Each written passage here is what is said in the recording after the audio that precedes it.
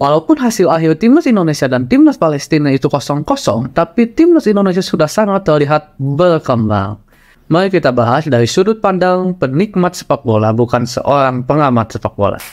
Kalau menurut saya ya, selaku penikmat sepak bola, timnas Indonesia di era Sinteyong ini memang sudah sangat jauh berkembang. Ini kelihatan banget perbedaannya. Dari segi mentalnya, dari cara bermainnya, dari passing-passingnya. Kalau dulu mungkin ketika Sinteyong pertama kali datang ke Indonesia, banyak banget keraguan yang menghampiri Sinteyong. Termasuk saya pribadi. Saya ragu ke Sinteyong. Kenapa? Karena pemain yang dipanggil itu pemain muda-muda yang jam terbangnya itu kayaknya belum deh gitu untuk masuk timnas. Masih banyak pemain-pemain senior yang lebih layak untuk masuk timnas. Tapi ternyata waktu itu ketika saya lihat sampai sekarang, Sinteyong ternyata apa ya, mungkin dia punya visi untuk memangkas regenerasi. Jadi timnas yang sekarang diperuntukkan untuk timnas jangka panjang. Dia memangkas sampai 2 generasi kalau menurut saya, yang pada akhirnya pemain-pemain muda yang dimunculkan, dan inilah buktinya. Kelihatan sekarang bahwa proses dari Sinteyong itu ada. Nah, saat melawan Palestina kemarin, walaupun bermain imbang 0-0, kalau menurut saya selaku seorang penikmat sepak bola, tapi dari segi permainan kita udah lihat lah, kita dari segi penguasaan bola unggul, tendangan ke gawang kita unggul juga. Perkembangan itu ada gitu untuk timnas Indonesia. Dan juga pemilihan pemainnya walaupun banyak naturalisasi, tapi kalau menurut saya pribadi nggak jadi masalah untuk ada pemain naturalisasi kan, selama asalkan itu masih ada keturunan Indonesia. Kalau saya lebih gitu, dan itu pun juga udah disampaikan kan oleh pihak PSSI kalau PSSI sekarang akan lebih fokus untuk mencari pemain naturalisasi yang memang dia mempunyai darah Indonesia gitu. Jadi nggak kayak dulu Gonzales gitu, Victor Igbonepo yang memang dia nggak punya darah Indonesia tapi udah lama bermain di Indonesia dan menikah dengan orang Indonesia, akhirnya bisa dinaturalisasi. Nah, sekarang akan lebih fokus kepada pemain-pemain yang memang mempunyai darah Indonesia asli gitu. Makanya sekarang diaspora Indonesia di luar negeri pun lagi mencatatkan data-data agar timnas kita punya database tentang pemain-pemain keturunan yang bermain di luar negeri. Nah, kembali ke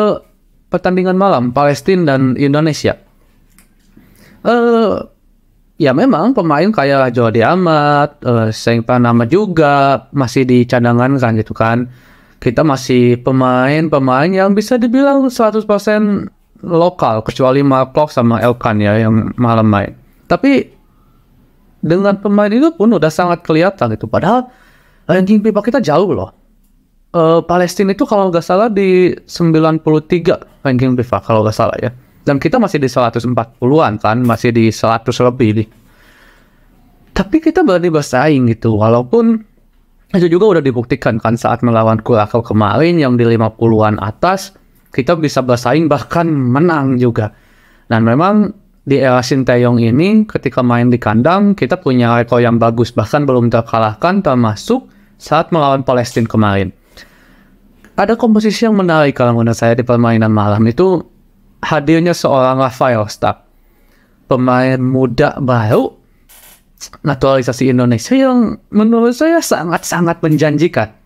Bagi saya seorang penikmat sepak bola kayaknya enak gitu lihatnya ya. Saya bukan pengamat sepak bola, tapi saya lebih suka menyebut diri saya itu penikmat sepak bola. Kayaknya enak gitu lihat mainnya gitu.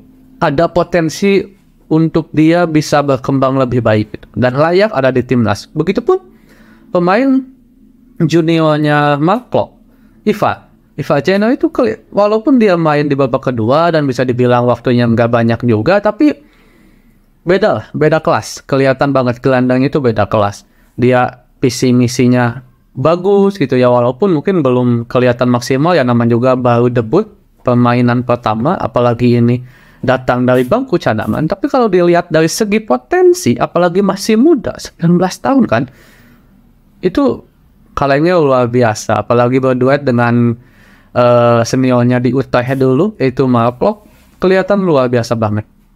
Dan untuk permainan kemarin memang seperti yang dibilang oleh Sinteyong, kalau timnas Indonesia akan dipaksa untuk total football, untuk bisa menguasai bola. Karena saya setuju gitu, kalau setiap pertandingan itu nggak melulu harus menang, tapi yang penting itu adalah menjadi pembelajaran agar kita bisa lebih berkembang untuk permainan-permainan selanjutnya. Nah, itulah yang mungkin kurang banyak dipahami oleh para penikmat sepak bola gitu. Kalau selalu menganggap bahwa setiap pertandingan, entah itu uji coba atau apa, harus menang gitu. Sama halnya seperti AFF U23 sekarang yang dimana PSSI berencana untuk menurunkan pemain lapis keduanya U23 atau pemain U20 yang dikirimkan untuk AFF karena menganggap bahwa ada event yang lebih penting, yaitu AFC nanti, Piala Asia U23. Dan menurut saya ini sangat-sangat setuju gitu, dan ini udah dilakukan oleh negara-negara tetangga kita yang lain. Kalau teman-teman masih ingat dulu, Vietnam itu ketika dia ikut AFF, ketika AFF-nya itu entah itu kategori umur atau enggak, dia pasti selipkan bahkan mayoritas pemain muda. Saya masih ingat dulu AFF tahun berapa ya, U23 itu Vietnam mengirimkan pemain-pemain U19 dan U20. Memang kalah habis karena mungkin beda level ya, kalah waktu itu. Cuman kita lihat Vietnam sekarang, Indonesia pun masih sangat kesulitan mengalahkan Vietnam, kecuali di SEA Games kemarin kan.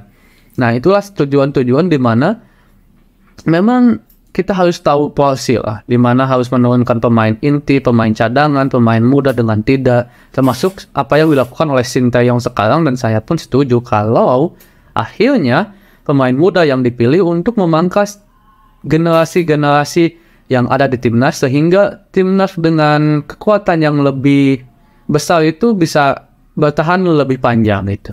Nah, kembali ke permainan, ke pertandingan Palestina dan Indonesia. Kelihatan banget kemarin, walaupun ya kita memang bisa dibilang masih kekurangan striker. Dimas Derajat masih berjibaku untuk bisa pulih dari cederanya juga. Mungkin beliau masih trauma, jadi belum bisa bermain secara maksimal. Tapi adanya Rafael kemarin kelihatan banget deh kalau dia itu potensial. Semoga Rafael itu bisa terus berkembang di Eropa, terus naik-naik juga, dan dengan seperti itu akan semakin membawa kebaikan kepada timnas kita. Banyak pemain-pemain muda yang memang layak ada di tim nasional, layak dipertahankan, layak dibawa ke tim nasional, dan itu tentunya akan menjadi tulang punggung timnas di masa mendatang. Kalau Marcelino saya kira udah nggak harus dibicarain lagi lah ya soal Marcelino Ferdinand. Dia udah keren banget. Wah, saya selaku penikmat sepak bola dan mantan atlet juga yang sempat mendapatkan medali emas dulu, kalau lihat Marcelino itu visi misinya mantap banget. Nah, ada juga yang ingin saya bahas itu tentang banyak cuitan-cuitan yang mengatakan bahwa underperformnya Ricky Kambuaya.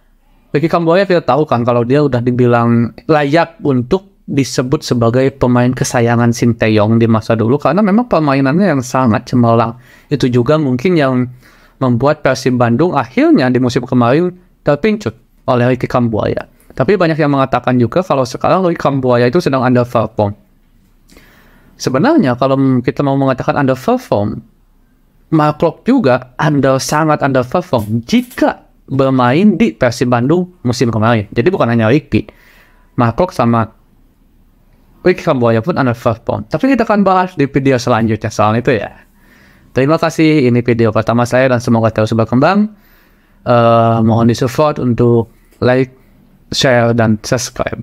Terima kasih teman-teman. Saya sebagai penikmat sepak bola, bukan pengamat sepak bola.